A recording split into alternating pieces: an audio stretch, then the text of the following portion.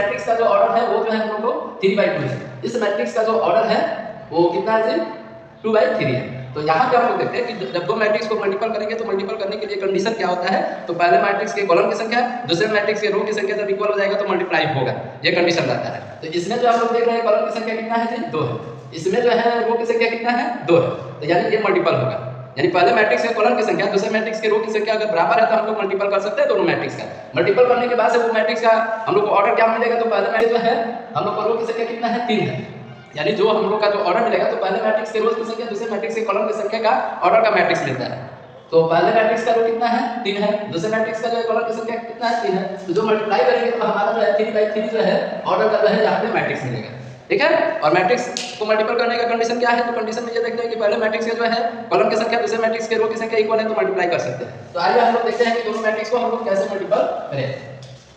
यहाँ पे हम लोग जान रहे हैं कि देखो ये फर्स्ट रो से फर्स्ट कॉलम के एलिमेंट के मैट्रिक्स को मल्टीपल करना है, फिर फर्स्ट रो से सेकंड कॉलम के मैट्रिक्स के एलिमेंट को मल्टीपल करना है, फिर फर्स्ट रो से थर्ड कॉलम के एलिमेंट को मल्टीपल करना है। उसी तरह से सेम वर्किंग है, सेकंड रो से आएंगे तो फर्स्ट कॉलम में, सेकंड रो से सेकंड कॉलम में, सेकंड रो से थर्ड कॉलम में, उसी तरह से थर्ड रो से फर्स्ट कॉलम में, थर्ड रो से सेकंड कॉलम में, थर्ड रो से थर्ड कॉलम में। आइए हम लोग प्रोसेस जारी रखें।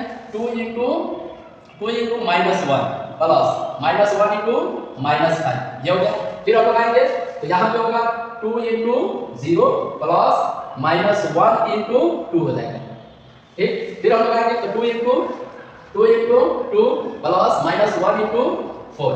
फिर हम लोग सेकंड आएंगे, सेकंड रो से फर्स्ट कॉलम में तो 0 * -1 प्लस 3 * -5। फिर आगे बढ़ेंगे 0 * 0 प्लस 3 * 2। फिर हम लोग आगे बढ़ेंगे 0 * 2 प्लस 3 * 4 ये हो गया। फिर हम लोग आगे आएंगे और देखिए थर्ड रो से आएंगे ना तो -2 * -1 प्लस 1 * -5। फिर हम लोग आएंगे -2 * 0 प्लस फिर 1 * 2। फिर आगे देखिए -2 से -2 * कितना होगा जी -2 * 2 प्लस हो जाएगा 1 * 4, ये हम लोग मल्टीपल करते हैं। फिर हम लोग आगे देखते हैं 2 में -1 से मल्टीप्लाई होगा तो -2 माइनस इंटू माइनस प्लस 5 हो जाएगा। यहाँ पे 2 में 0 से 0 प्लस इंटू माइनस -2 2 दूना 4 और फिर -4 हो जाएगा। ठीक है, फिर 0 में -1 से 0 -15। फिर हम लोग आएंगे 0 में 0 से 0 प्लस 6।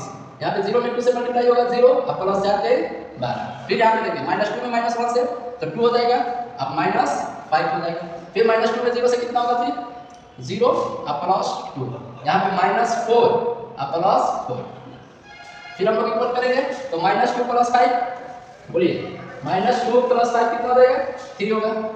फिर 0 -2 हो जाएगा 4 -4 0। फिर 0 में -15 से -15 0 प्लस 6 से 6 हो जाएगा। 0 प्लस 12 हो जाएगा। 2 - 5 -3 हो जाएगा। 0 प्लस 2 हो जाएगा। 4 प्लस 4 0, ये हमारा आंसर है।